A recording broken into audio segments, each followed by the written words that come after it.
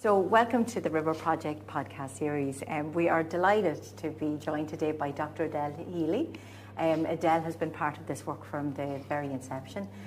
So we'd love to hear more, maybe beginning with your role here, Edel. Yeah, so my name is Edel Healy. Currently, I am assigned to the President's Office to work in a strategic project, so Dr. Maguire is the Head of School of Health and Science at present. But because the School of Health and Science has a really wide brief that includes programmes in the health area, programmes in the early years area, programmes in the science area, I was asked to represent DkIT on the Loud Children and Young Persons Committee as a third level representative. So for those of you who may not know, the Children's Services and Young Person Service Committee, they all exist in every county. So this is the Louth one, and on that committee have all the stakeholders who are relevant to, you know, the provision of services to children and young persons. So we're talking about under 23s. So on that committee you have people from the primary schools, from the secondary schools, from the drug support services, from the HSE, from different support services, probation service, etc., etc. So it's a fantastic group to learn about the kind of supports that are available for children and young people in the area. So I suppose I bring the perspective of a third level college to that forum.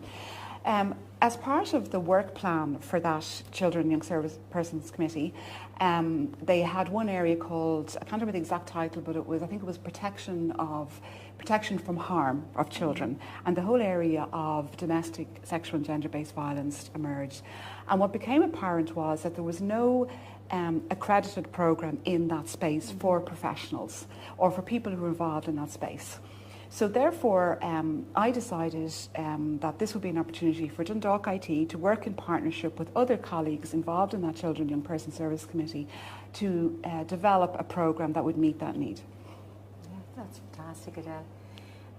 So that was back in 2014 that we brought together a multi-stakeholder group to develop that programme. It's called the Certificate in the Fundamentals of Understanding and Responding to Domestic Abuse. So we brought together a multidisciplinary team. Some of the people were from the Loud CIPSI, and then we co-opted in a number of other people to be involved in the development of that programme. So we would have had people from Drogheda Women's Refuge, Dundalk Women's Aid, the Probation Service, social work from the Gardaí, and then we would have brought colleagues as well as from our own school, colleagues from the social work side of the house within DkIT. So we created the team and we developed the programme, and then that programme was launched and commenced in early 2016. So that programme has been very successful. It takes about 2 intakes every year. So we probably have about up to 40 students a year graduating from that programme. So the Higher Education Authority, who funds DkIT, around I think 2020 announced what they call a performance funding case study competition, where they asked colleges to come forward with exemplars of projects or activities that they're involved in within their college that add value to the community, that add value to education. So it was essentially a competitive process run by the Higher Education Authority. And DkIT decided that due to the success of that programme in the area of DSTBV, the fact that we were collaborating with the wider community and we were really meeting the needs of what was out there in the sector, we put forward that work that we had done to the Higher Education Authority to take part in that competition. And we were successful in being identified as one of 5 national case studies. That's very significant. That's across the whole higher education sector.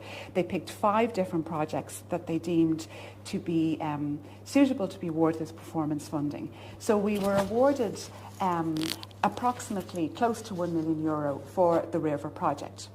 So because our work to date had been really just around that certificate programme, the reason the HEA gave us that money is they wanted us to identify how we could bring that work to the next level, how could we add value to that area in terms of how DkIT could interact more with the community and add value to that sector.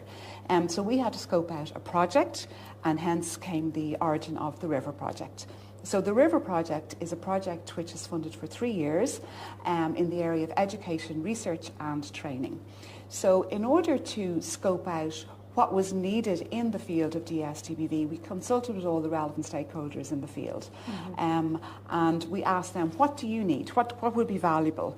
Because we wanted to do something that would add value back to the sector.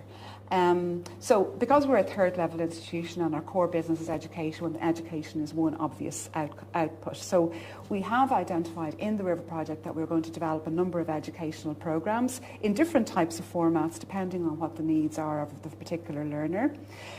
We also, because we're a very research active third level college, we also wanted to build research into the area of the RiVeR project.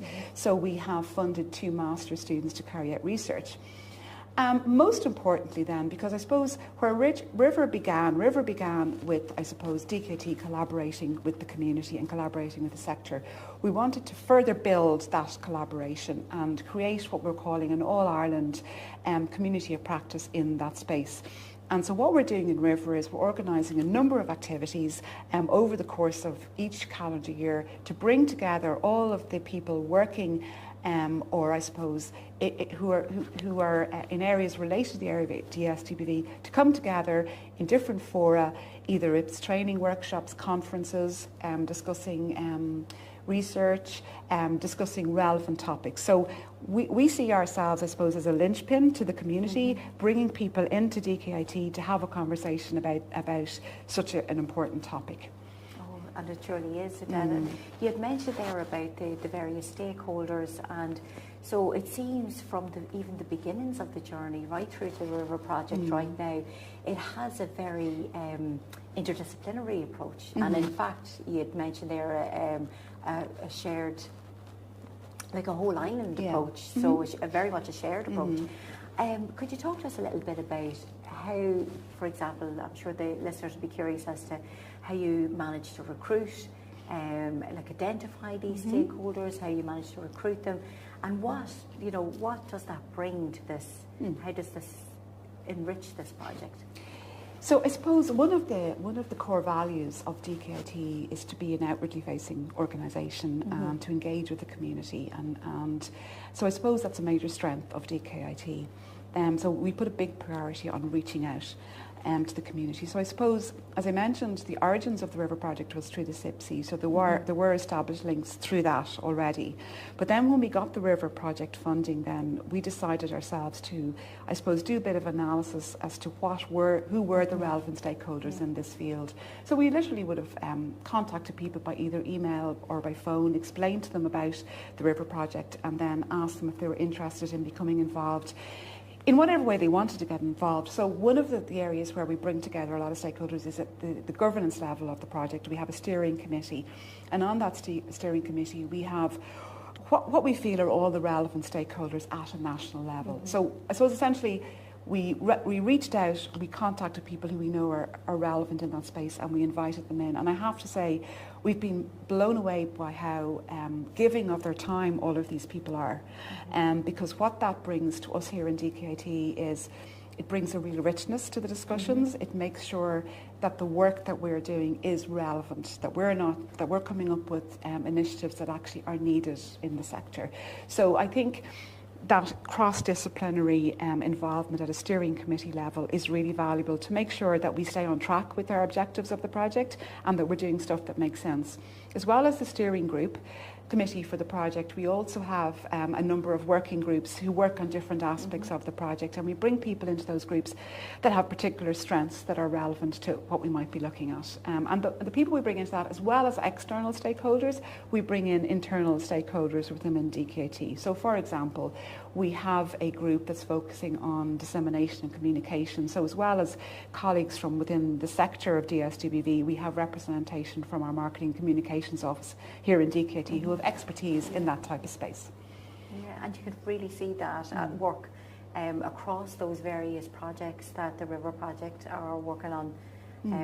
Edel, you'd mentioned there around bringing in internal to the organisation as part of this work as well. When we think about that and we think about DkIT, when you think about the goals of the RiVeR project, how did you navigate that space? So I suppose the academic team that are, of course, the RiVeR project come out of the Department of Nursing and Midwifery and Early Years, and in particularly the midwifery section. And I suppose why the midwifery section would be because in the midwifery programs, they would have had very close links with the local refuge service. They would have brought in managers from those services to deliver training to their student midwives. So there was already really good working relationships between the academic staff and midwifery and the external stakeholders. I suppose they were starting from a really good understanding of the space.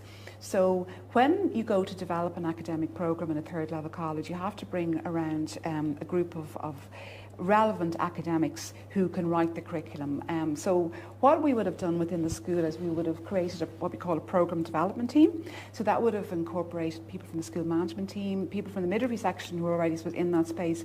But we also brought in staff from, say, the mental health nursing team because of, the impact of DSWV on mental health, for example. So we're really lucky that we have a wide range of disciplines in the schools that we can pull on. And we also then brought in colleagues from the Department of Humanities who work in the area of social care. So to give that kind of sense or perspective. I'm not trying to think who else we would have brought in. We also would, because there's a big legal aspect to the area of DSWV, we would have brought in, say, some lecturers in law. So essentially, internally in DkIT, when we're developing the programme, we have a curriculum development team that is made up of academics with all a different range of disciplines. And I think that's the beauty of somewhere like DkIT, in that it's a big college, but it's small enough that you know who to contact and who to bring together to form a team. I think for the School of Health and Science, where the RiVeR project is positioned, that school puts a big focus on community engagement. It's just kind of core to what the school is about. So in terms of getting engagement from staff, there was a really fantastic buy-in from the very beginning by staff, because they could see the value that this would bring to the school, and also there is a scope as well to impact, I say, on the curriculum development at an undergraduate level. So as we've developed material for the RiVeR project programs, that allows us to provide material now that can add value to the undergraduate curricula. So say, for example, in the nursing and the midwifery programs, where we are training or educating professionals who are going to go out into the frontline services and probably come in contact with victims of DSWV. Absolutely. It is wonderful to have that expertise as well in-house, isn't it? Oh, no, it's great, yeah. And that process in itself is very enriched by that. Yeah, there's obviously a lot going on with the RiVeR project. And I suppose thinking about that work, are there any particular milestones or particular successes that maybe come to mind when you're thinking about the work? Yeah, so I suppose because this project is funded by the Higher Education Authority, we have had to set up a really clear project programme of work, and we have to report, on an annual basis. So I suppose that allows us to set milestones, and we have to set that because we have to report back into the funder. There are multiple aspects of the project, I think, that are particularly notable, I think. I suppose the first one is that we had a look at that original certificate programme I referred to earlier. We did an analysis we got feedback from people who have graduated from the programme, and we then used that to develop a new version of the programme that meets the current needs. So that's a major success, I believe. We also are at the moment developing a number of micro-credentials. Micro-credentials are a relatively new space in higher education, but I suppose feedback from the stakeholders have indicated people want short, bite-sized pieces of teaching. So we're going to now, I suppose, respond to those needs that the sector is telling us and provide short programmes in areas that we know are important. So, for example, in the area of coercive control, the stakeholders said they want short programmes, and that's so we're going to produce that. We also know that people want to further develop their learning and study at a level 9 level, so we're looking at developing a master's programme. I think one of the major successes of the project has been the fact that things have come up that we didn't even think we were going to develop. We had a particular work plan, and then somebody came up with an idea. So I'm going to give you an example. So as you know, Lisa, you ran a really successful In Her Shoes workshop as part of the RiVeR project. Yeah, and that was a great workshop where you were using, I suppose, that training tool that is relevant to the space. So based on, I suppose, feedback and the experience of people who did that workshop, we identified that training tool is very American model. Yes. So a lot of the language in it is very American. It's also very much geared towards women, and we know that DSGBV is an area that applies to a number of, doesn't just apply to women. The project team, as you know, are involved now in developing an In Their Shoes workshop. And this is going to be essentially an output from the project that we never thought about when we wrote the RiVeR project. And we've been in contact with the company who developed this in the US, and they've given us permission to do this. So that's a lovely output from the project that we couldn't have foreseen. And we only get to do things like that by bringing people together, testing it out, and then thinking, what would they like different? So that's a lovely thing that we couldn't have planned. We also have developed this podcast series, which you're actively involved in. And I know that there are a wide range of speakers that you have been involved in interviewing. And I think that podcast series is going to be an absolutely valuable resource for all the stakeholders in the area of DSGBV. And again, we were writing the funding application. We never even thought that would be a potential output. But because in the project we have an opportunity in the community practice to ask people what they want, then we have an opportunity to be really creative and be responsive. And that's something that I think is really positive. Oh, it really is. And creative and responsive, absolutely, Edel, because throughout everything that you've mentioned there, you've always gone back to, we're listening to what people are telling us. And you're drawn on that really clear evidence base and developing way outside what was initially thought. Those are wonderful examples, and I absolutely share your enthusiasm around the podcast, because I think it's a wonderful opportunity for people to really think about the various aspects of the experience, of the service delivery, of policy, of various parts of practice. Here we are today talking about setting up what was the first accredited programme in Ireland. So people will take, I think, great guidance from listening to those that have travelled the road before them. So success is brilliant, Edel. Now, in terms of, just going to throw a curveball at you, in terms of sustaining all of this, what do you think about that? So how do we make sure that beyond the RiVeR project, that these wonderful initiatives and projects are sustainable and continue? Okay, so I suppose something that comes to mind when you say that to me, Lisa, is back in January we organised a conference. At that conference we had over 200 stakeholders in the area of DSGBV who came together. And I had the absolute honour of chairing that conference, and the biggest challenge, and it's a kind of a good challenge that I had at that conference, was that we had a session in the conference for questions and answers. But there was so much desire from the audience, those 200 people in the audience, to ask questions of the keynote speakers, that we had to cut that section short. So what that says to me is that there's a real desire to have a dialogue in this space. So that particular conference focused on the area of coercive control, and we had a number of really excellent keynote speakers. So it stimulated a discussion. So what that is telling me here in DkIT, that the RiVeR project is meeting a real need to have a forum or fora where people can have a dialogue and a conversation about these really important topics, which, to be honest, some of which have just not been discussed before or have been brushed under the carpet or whatever, but now they're being discussed in a really open manner by all of the stakeholders.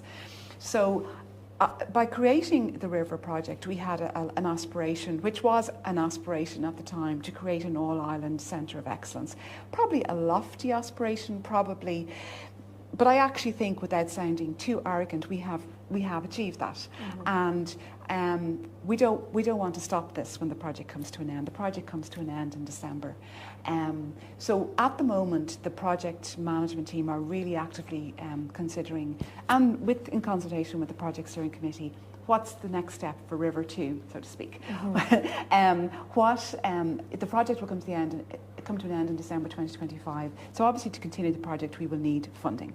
So we now need to actively explore potential funding sources to continue whatever aspects of RiVeR we think will add value. And we know a lot of them do. So that's going to be part of the challenge. So, but that is our number one priority at the moment now, is to try and see what funding opportunities there are for RiVeR. Once RiVeR finishes, once the HEA funding finishes in December. Some of that may involve us looking at, as well as say maybe funding we may need to apply for, we may also have to look at ways, is there ways of self-funding certain aspects of this? So is there ways we can bring an income that then would fund the project? But I suppose the key message I want to give here, Lisa, is that RiVeR has filled a void, I believe, and it has now raised expectations, and we need to continue that. And we need, most importantly, we need to continue to have the centre of excellence where we feel it has an opportunity to make real change. No, that's I mean, it's very heartening, isn't it, Edel? When you think about, in some ways, there's a tension between the achieving the wonderful work, but knowing that there still remains stuff to be done, because you can see it, that the appetite is still there. Whereas it's different when a project has addressed everything that they needed to address and they're winding down slowly. It's only the start, I would say. It's only the start. Like, it is very true that the more that is done, then the more that can be seen, that needs to continue on. But certainly a crossover, what now spans over a decade since the inception of any of this work. Which is quite incredible, actually, to think about it. Yeah, it really has. And I mean, there has been continuity there in terms of the development and the appetite. And but just in thinking about that, Edel, because you are the beginnings of this, in the sense of, without your decision to bring that forward to DkIT, we wouldn't be sitting here. So can I just maybe ask you a little bit around some personal reflections on this journey? It would be nice if you could share those. I think, first of all, whereas it might have been my idea to essentially bring people together, none of this would have happened without the amazing colleagues that I have here in DkIT, both past and present, including the current members of the RiVeR project team, yourself, Mohammed, Kathleen, Fiona, the project, all of those people who are involved actively at present. Like that's what's the richness of this project, is the people. I suppose my personal reflection on this is that I would say in my career is probably the project I am most proud of, because it is something where I feel it has a potential to make a real difference to people's lives. And I also feel that we are honoured in DkIT to be able to do this as a third level college. I think it was very creative. I feel that it was very innovative of the Higher Education Authority to give a third level college nearly €1 million in funding in this space. What it has also allowed us to do is it has allowed interagency collaboration, it's allowed intergovernment collaboration. So, for example, we're funded by the HEA. The HEA is part of the Department of Further and Higher Education. On our steering group, we have representatives from the Department of Justice.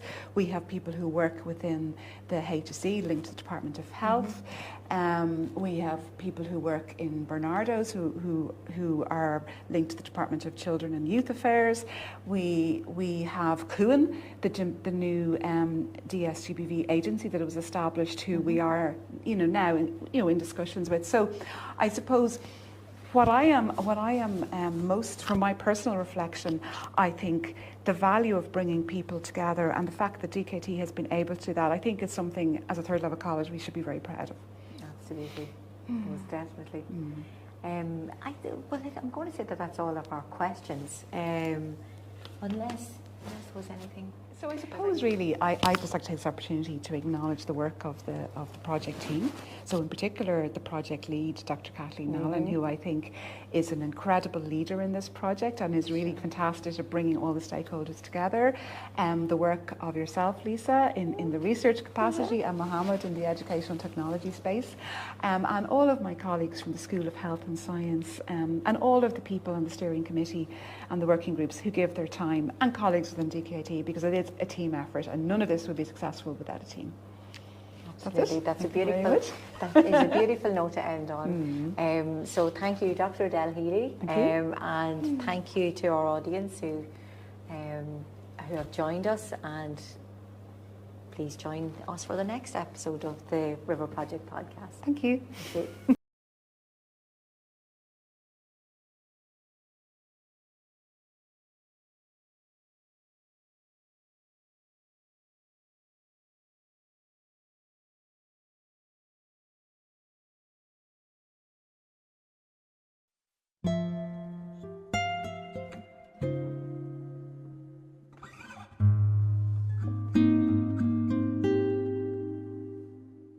you.